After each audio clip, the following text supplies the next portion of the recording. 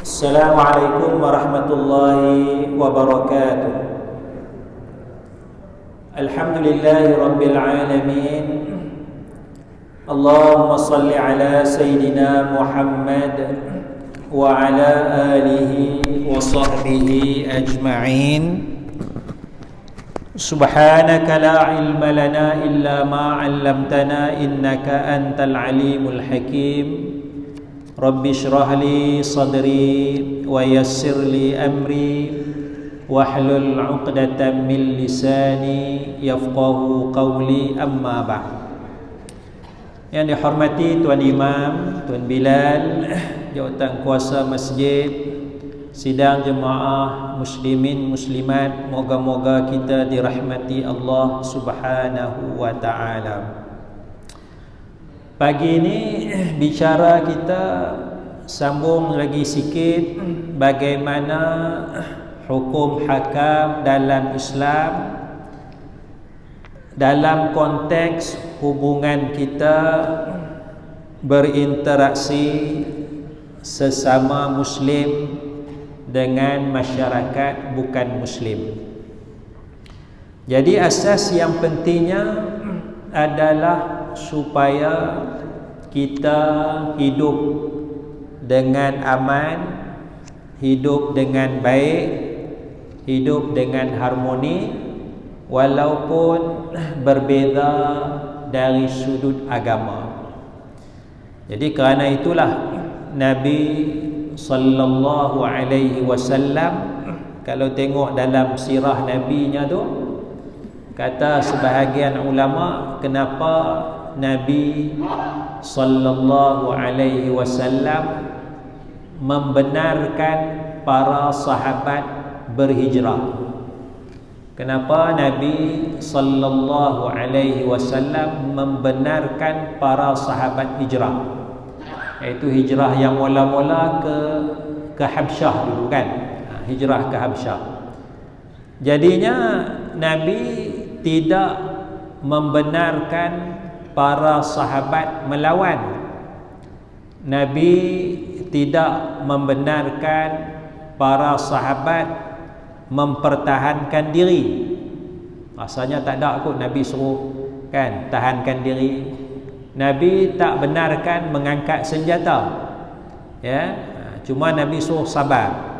Dan bila dah tak tahan sabar tu, maka Nabi sallallahu alaihi wasallam benarkan para sahabat hijrah ke Habsyah. Jadi salah satu daripada tujuan berhijrah ke Habsyah itu adalah untuk hidup dengan aman, ya, bersama masyarakat, walaupun mereka masyarakat Nasrani. Kerana dah tak boleh nak hidup aman di Mekah, ditangkap, diseksa, dipukul, bahkan ada yang dibunuh. Maka untuk hidup dengan aman, boleh beriman kepada Allah Subhanahu wa taala, maka Nabi sallallahu alaihi wasallam benarkan sahabat hijrah ke Habsyah. Kerana Habsyah itu raja dia, Raja Najasyi itu adalah raja yang adil, seorang pemerintah yang adil, la yuzlamu fiha ahadun, tidak dizalimi sesiapa pun di bawah pemerintahan Raja Najasyi. Jadi salah satu asas penting dalam hubungan kita Muslim dengan masyarakat non-Muslim ni adalah untuk hidup aman, untuk hidup dengan harmoni. Salah satu perkaranya tuan-tuan, kita nak tengok sikit pagi ni masalah kalaulah orang bukan Islam datang ke masjid dan juga duduk di masjid. Ya, datang masjid, dia nak duduk di masjid. Ataupun dia nak tumpang, nak tumpang berteduh di masjid. Ya. Boleh kan tak boleh? Saya 2-3 malam sudah ada seorang, ya, pukul 10.30 dia kata nak tumpang tidur di surau sekejap, dia kata sebab hotel tak cukup duit. Dia duk cari hotel tak cukup duit. Saya kata datanglah surau, kita bagilah bantal dan sebagainya. Di baru ada pukul 11 tu dia kata alhamdulillah ada hotel, kata cukup duit kot. Ada hotel yang sesuai dengan duit itu cukup. Baik. Jadi maknanya kalaulah yang datang tu minta pengusi saya non muslim nak tumpang tidur kat surau dekat masjid Abu Bakar Siddiq ni. Agak-agak pengusi nak bagi ke halau lah. Taklah pengusi lah. Kita ada pengawal kan. Agak-agak pengawal bagi masuk ke tak bagi masuk? Arahan kita kepada pengawal, bagi masuk ke tak bagi masuk? Dia nak tumpang teduh je. Pukul 11 malam, 12 malam nak berehat sekejap. Bagi ke tak bagi? Tak bagi. Tak bagi pasal kita tak bagi tu, kita nak jaga kehormatan masjid. Biasanya kita tak akan bagi. Jadinya dalam riwayat hadis ada riwayat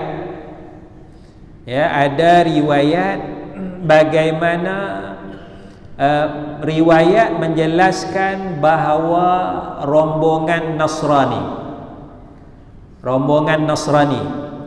makna Kristian lah sekarang ni kot, lebih kurang Kristian lah. Nasrani menetap di dalam masjid ketika bertemu Nabi Muhammad sallallahu alaihi wasallam di Madinah.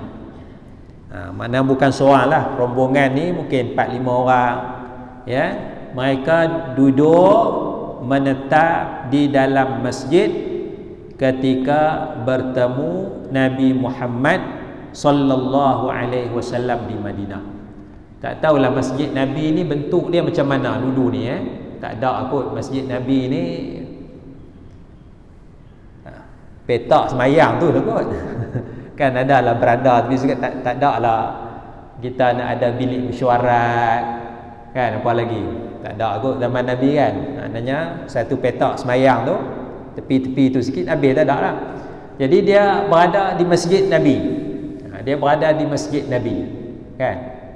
Ada lagi tak kalau di Madinah tu masjid-masjid lama dulu kan, petak Hudaibiyah tu ada masjid lama tu kan, kotak batu tu, yang tu lah masjid dia. Berada di situ lah masjid lah, tapi hukum dia hukum masjid lah. Hukum masjid. Jadi riwayat menyatakan rombongan Nasrani itu duduk di masjid ketika bertemu Nabi sallallahu alaihi wasallam. Satu. Yang keduanya ada satu lagi riwayat iaitu seorang lelaki tawanan, nama dia Sumamah bin Utsal. Sumamah bin Utsal diikat di tiang masjid sebelum beliau masuk agama Islam. Diikat di tiang masjid sebelum beliau masuk Islam. Kata Sayyidina Abu Hurairah radhiyallahu anhu, ba'asa Rasulullah sallallahu alaihi wasallam khailan qibala Najd. Rasulullah sallallahu alaihi wasallam mengutuskan satu pasukan qibala Najd, ke arah kawasan Najd. Kawasan Najd. Faja'at birajulin min Bani Hanifah. Maka kumpulan ni pun bawa seorang lelaki tawanan lah, tawanan daripada Bani Hanifah, yuqalu lahu Sumamah ibn Utsal. Dia bawa seorang lelaki namanya Sumamah bin Utsal. Tawanan. Bila tawanan ni maknanya dia tak beriman lah. Dia tak beriman lah. Dan dalam Islam pun kita disuruh buat baik kepada tawanan perang. Kita disuruh buat baik kepada tawanan perang. Kita tak boleh zalim dan sebagainya. Masa perang lah, lawanlah. Tapi bila dah habis perang, dah tangkap dia jadi tawanan perang, maka dalam Islam disuruh kita melakukan kebaikan kepada tawanan perang. Sebab itu dalam Al-Quran Allah Ta'ala sebut ayat dia tentang sifat orang baik ni. Sifat orang baik wa yut'imuna at-ta'ama ala hubbihi. Ya, sifat orang baik ni kata Allah Subhanahu wa taala, kata Allah sifat orang baik ni mereka bagi makan kita nak cari perkataan tawanan wa yut'imuna at-ta'ama ala hubbihi miskinan wa yatiman wa asira. Ini tawanan wa asira. Wa yut'imuna at-ta'ama ala hubbihi, sifat orang yang baik, mereka memberi makan ala hubbihi, sedangkan mereka kasih kepada makanan. Mereka pun nak makan juga benda tu, ya, walaupun suka kepada makanan tu. Jadi antara sifat baik ialah bagi makanan satu baiklah. Bagi makanan yang kita suka makan lagi baik. Jadi kita biasa bagi makan tak habis dah tu kan. Perangatlah lauk tu kan, bagi kat orang sebelah kan, bagi kat jiran, perangat. Hak nak perangat tu maknanya 2 hari sudah makan tak habis lah. Simpan dalam peti air, panaskan, baru kita bagi kat orang. Jadi lepas 2 hari tu kita lalu lagi tak makan. Lalu kan tak apa lalu dah. Gulai sedap 2 hari pun tak lalu dah. Tak lalu tu perangatlah bagi kat orang makan. Jadi baguslah bagi makan tu. Bagus. Tapi lagi bagus bagi yang kita kasih tu, yang kita suka masa tu. Bukanlah bagi semua. Bagi sikit tu bagi. Ala hubbi, ketika mana kita kasih kepada makanan tu, waktu tu kita bagi. Itu sifat lagi bagus, lagi tinggi wa yut'imuna at-ta'ama, mana baru sudah masak tu, sudah masak tu, ambil sikit bagi kat orang. Ambil sikit bagi kat orang. Wa yut'imuna at-ta'ama ala hubbi. Baik, bagi kepada siapa? Allah Taala sebut 3 golongan: miskinan, orang miskin, wa yatiman, anak yatim, wa asira, dan tawanan perang. Jadi miskin tak kisahlah agama dia agama apa. Pasal dalam Quran tak kata miskinan muslimah, orang miskin yang muslim. Dia tak kata gitu. Dalam Quran cuma kata miskin je. Agama apa tak kisah. Miskin, yang penting dia miskin. Wa yatiman, anak yatim. Tak sebut juga anak yatim Islam. Ya, mana? Boleh. Baik bagi makan walaupun dia bukan muslim. Kerana dia perlukan kepada bantuan. Miskin kafir pun dia perlu bantuan, yatim kafir pun dia perlu bantuan. Ya. Dan lebih jelas lagi wa asira, tawanan perang confirmlah kafir, tidak Islam. Itu pun sifat baik, memberi makan kepada tawanan perang, ya. Jadinya asas dalam Islam ialah buat baik kepada orang kafir. Jadi salah satunya ialah, contohnya Sumamah bin Usal ni, tawanan perang, bawa kepada Nabi sallallahu alaihi wasallam, farabatuhu bisariyatin min sawaril masjidi. Maka para sahabat ikat Sumamah ni di satu tiang daripada tiang-tiang masjid. Tak tahulah masjid Nabi tu tiang macam mana, wallahu a'lam lah. Kan kalau tiang macam ni tak boleh nak ikat dah. Tali tak lepas nak ikat ni. Wallahu a'lam, tiang tu tiang tamar ke apa, wallahu a'lam. Dalam riwayat kata satu tiang daripada tiang-tiang masjid. Maknanya tiang masjid, makna dia dalam masjid lah. Kan? Dia boleh jalan lah, jalan sikit keluar masjid, masuk dalam masjid. Kalau rasa panas, masuk dalam masjid. Kalau rasa nak ambil angin, mungkin dia keluar sikit dalam masjid. Dia diikat di situ, ya, ditambat di situ, ya. Jadi sini hadis ni kata Imam Bukhari, maka Imam Bukhari menulis bab hadis ni. Hadis dah ada. Tapi bagaimana kefahaman ulama seperti Imam Bukhari? Imam Bukhari tulis tajuk bab dia. Tajuk bab dia ialah bab dukhulil musyriki al-masjidah. Bab dia Imam Bukhari tulis. Imam Bukhari tulis bab dia ialah bab dalam Sahih Bukhari bab dukhul, mana masuk masuk apa? Al-musyrik, orang musyrik. Orang musyrik maknanya orang yang sembah berhala lah. Dia bukan ahli kitab. Musyrik mana bukan ahli kitab. Yang sembah berhala apa tu? Musyrik. Ya, kalau ahli kitab lain. Ahli kitab Yahudi Nasrani. Lam yakunil ladzina kafaru min ahlil kitabi wal musyrikin munfakkin hatta ta'tiyahumul bayyinah. Lam yakunil ladzina kafaru, tidaklah orang kafir. Siapakah orang kafir tu? Min ahlil kitab, satu daripada ahli kitab, wal musyrikin yang keduanya orang musyrik. Dia bukan ahli kitab. Ahli kitab pun kafir juga. Ahli kitab pun kafir. Musyrik pun kafir. Cuma bedanya ahli kitab Yahudi Nasrani, musyrikin tu macam orang Buddha, orang Hindu tu musyrik. Ya, musyrik. Jadi mereka ni musyrik, sembah berhala. Ba dukhulil musyriki al-masjidah. Orang musyrik masuk ke dalam masjid. Orang agama Hindu, agama Buddha dan sebagainya. Kerana apa?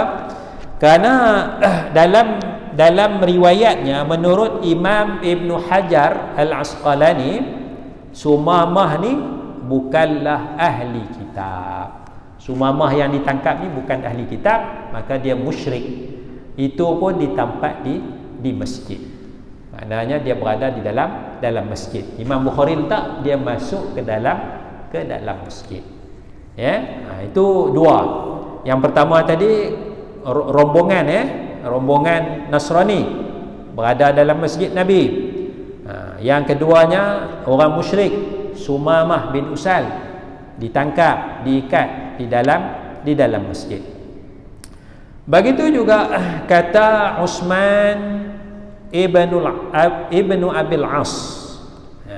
Utsman ibnu Abil As menyatakan, satu lagi contoh, anna wafda Thaqif lamma qadimu ala Rasulillah sallallahu alaihi wasallam anzalahumul masjida liyakuna araqqa liqulubihim. Sesungguhnya Bani Saqif, Bani Saqif apabila mereka datang menemui Nabi sallallahu alaihi wasallam, Bani Saqif, Bani Saqif nama dia, Bani Saqif, Saqif, Bani Saqif, satu keluarga besar lah, satu keluarga besar macam Bani Hashim apa semua tu, Bani Saqif. Saya ingat ada kisah menarik tentang Bani Saqif ni, iaitu mereka ni nak masuk Islam. Mereka ni nak masuk Islam, tetapi mereka tetapkan 3 syarat. Nak masuk Islam tapi ada syarat. 3 syarat nak masuk Islam. Kalau kita kan, Datuk saya nak masuk Islam tapi saya nak ada 2 syarat. Datuk bagi kan tak bagi masuk? Masuk Islam kan tu? You nak masuk Islam, masuk betul-betul. Kalau main syarat-syarat, no, tak boleh masuk. Jangan masuk. Kita tegah kan? Baguslah tegah kita tu. Tapi kita tengok contoh Nabi SAW, ya. Kalau tak silap Bani Saqif lah, mereka datang kami nak masuk Islam. Ramailah nak masuk Islam, satu kabilah tu, satu bani tu. Tapi 3 syarat. Apa syaratnya? Syaratnya kami tak mau solat. Tak mau solat. Solat fardu tak mau. Syarat kedua, kami tak mau bayar zakat. Tak mau bayar zakat. Syarat ketiga, kami tak mau berjihad. Kalau Rasulullah isytihar jihad perang, no, kami tak mau. Pergilah orang lain. Kami tak mau solat, solat fardu bukan solat sunat, tak mau solat fardu, kami tak mau bayar zakat, dan kami tidak mau berjihad. Ya. Apa jawab Nabi? Nabi bagi masuk Islam tak? Nabi bagi masuk Islam. Masuk Islam. Masuk Islam. Ya. Kamu tak mau jihad, tak apa. Kamu tak mau bayar zakat, tak apa. Cuma Nabi kata tak berapa baik kalau tak semayang. Tak berapa baik, wala khaira, tak ada kebaikan lah kalau tak semayang tu. Tapi boleh masuk Islam kalau tak mau semayang pun. Maknanya benda besar dalam Islam pun kalau dia letak syarat sebagai syarat nak masuk Islam, terima aja, masuk Islam, tak apa. Biarkan dulu syarat tu. Saya nak masuk Islam tapi saya tak mau pakai tudung, saya tak mau tutup aurat. Perempuan tak mau pakai tudung, lelaki dia tak mau tutup aurat, dia nak pakai seluar pendek ya. Boleh ke tak boleh? Terima ya. Terima ya. Pasal paling kurang kalau dia mati pun mati dalam Islam, mati dalam iman. Mati dalam iman. Dia dah lama dah makan babi. Makan babi. Kan, saya nak masuk Islam tapi saya nak makan babi lagi. Terima ke tak terima Islam dia? Terima. Ya pilih. Kan? Ya pilih dia nak makan babi tu. Paling kurang kalau dia mati pun mati dalam iman. Pasal iman tu segala-galanya tu.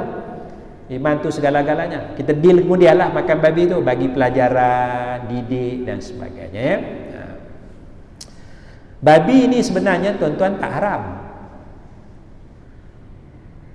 Babi ni tidak haram. Haram ke tak haram? Haram dimakan. Babi itu haram tak? Babi itu tidak haram.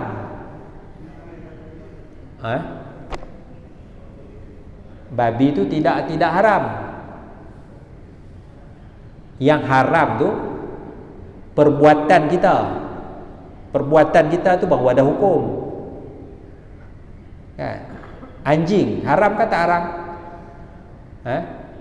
Anjing tak haram. Kita makan anjing tu pun jadi haram. Perbuatan kita tu jadi haram. Cuma bahasa kita babi tu haram lah, bahasa kita. Tapi sebenarnya babi tu tak haram. Yang haram ialah kita makan babi tu baru haram. Kita makan babi tu baru haram. Saja main bahasa lah ni. Satgi orang ambil video ni kata, ustaz kata babi tak haram. Ni permainan bahasa ya. Permainan babi tidak haram. Yang haram tu kita makan daging babi tu baru jadi haram. Begitulah. Maknanya nak tengok babi haram tak? Tak haram. Nak bergambar dengan babi tak haram. Nak bergambar dengan babi tak haram. Kan? Kalau ada babi comel elok ke kan, kita nak bergambar sebelah dia kan. Dia duduk dalam kandang lah kan. Kandang kita nak bergambar, tak haram bergambar dengan babi. Sentuh babi haram tak? Sentuh babi pun tak haram. Sebab dia najis je. Kalau sentuh najis tu haram, kalau sentuh najis tu haram, kita duk basuh berak tu, sentuh najis tak? Haram tak? Tak haram. Sentuh najis tak haram.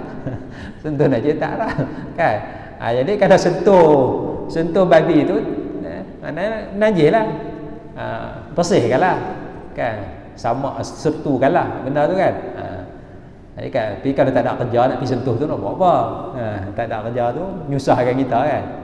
Tarik cicak tu kan. Tarik cicak nak buang. Kawan kita ambil tisu, tak apa, kita pakai tangan teruslah senang.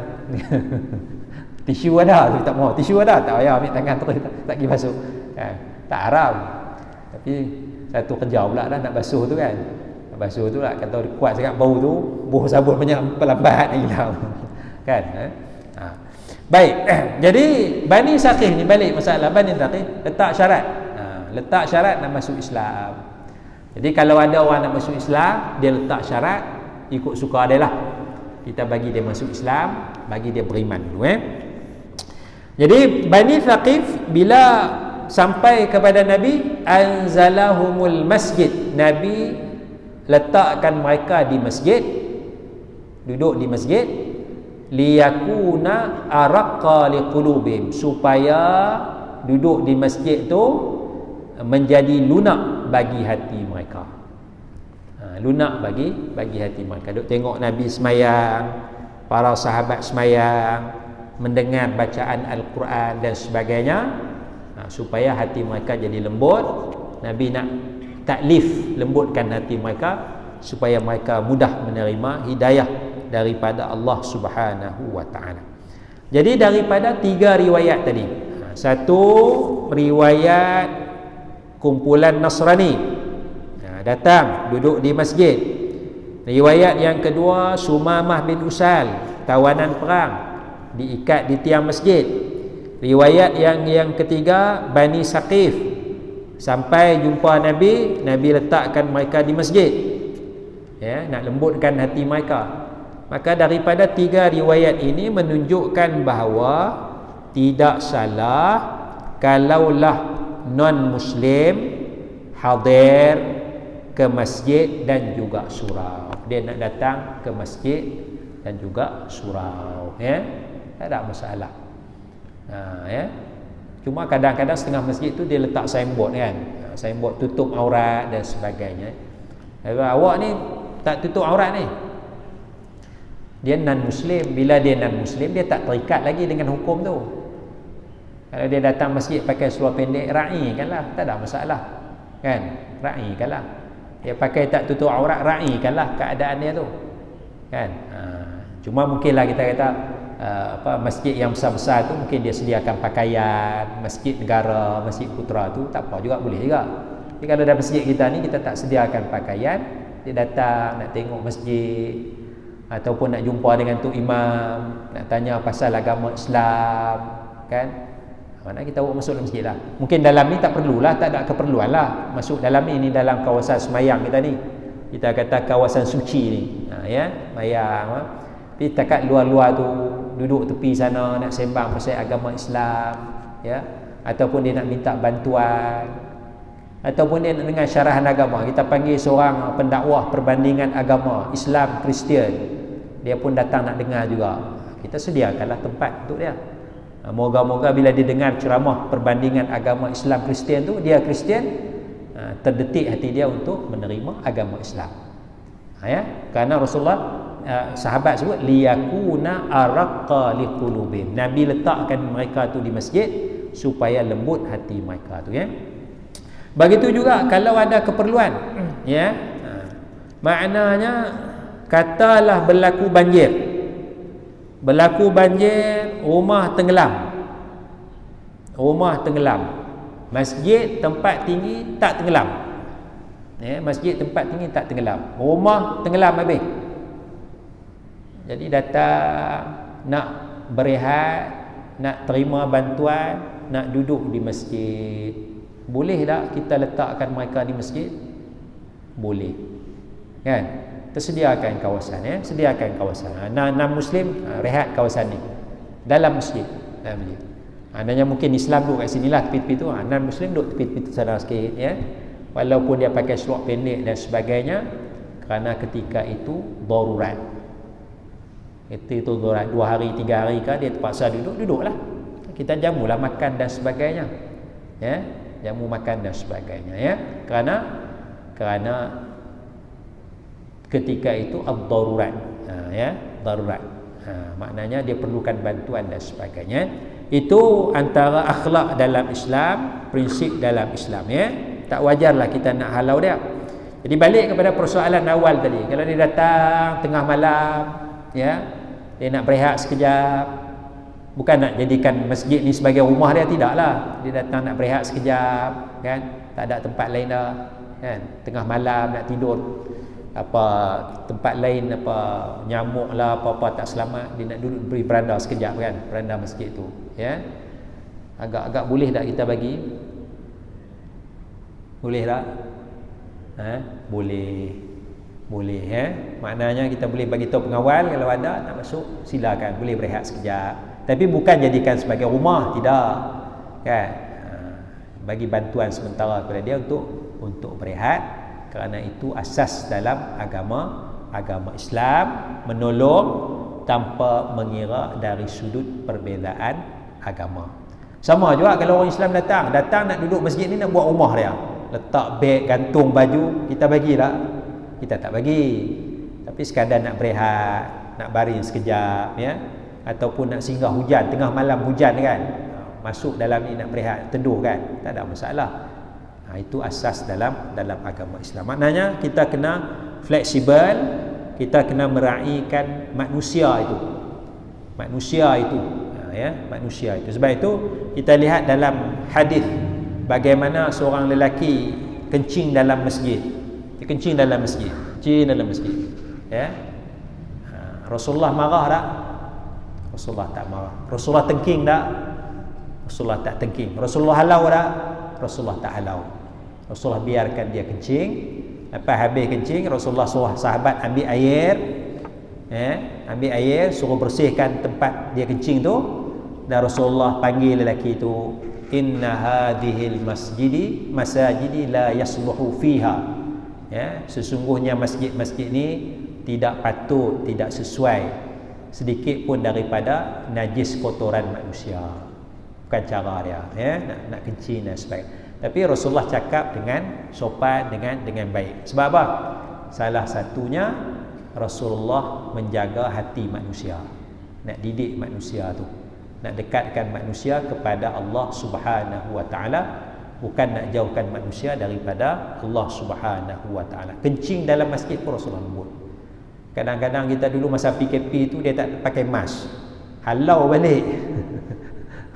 Halau balik, kan? Ni tak ada mask, balik. Hello, tak ada mask, balik. Sejadah tak ada, balik. Tak boleh masuk sembahyang, tak ada sejadah. Lelaki tu kencing dalam masjid pun Rasulullah steady, relaxnya, biar kencing dulu. Mana lagi berat, kencing ke tak bawa sejadah? Kencing ke tak bawa sejadah? Kencing lagi berat lah, lagi besar daripada tak bawa sejadah tu. Kencing pun Rasulullah biarkan, ya. Itu akhlak Rasulullah sallallahu alaihi wasallam. Jadinya kita simpulkan sikit pada pagi ini, kita raikan masyarakat, raikan manusia, walaupun dia non muslim, dia datang berehat masjid, ada tujuan, dia nak datang dengan ceramah agama, perbandingan agama, dia nak jumpa pegawai masjid, tu imam dan sebagainya, tidak menjadi kesalahan dari sudut syarak, ya. Wallahu a'la wa a'lamu bis-shawab. Subhanakallahumma wa bihamdik, asyhadu an la ilaha illa anta, astaghfiruka wa atubu ilaik. Wassalamualaikum warahmatullahi wabarakatuh. La ilaha illallah.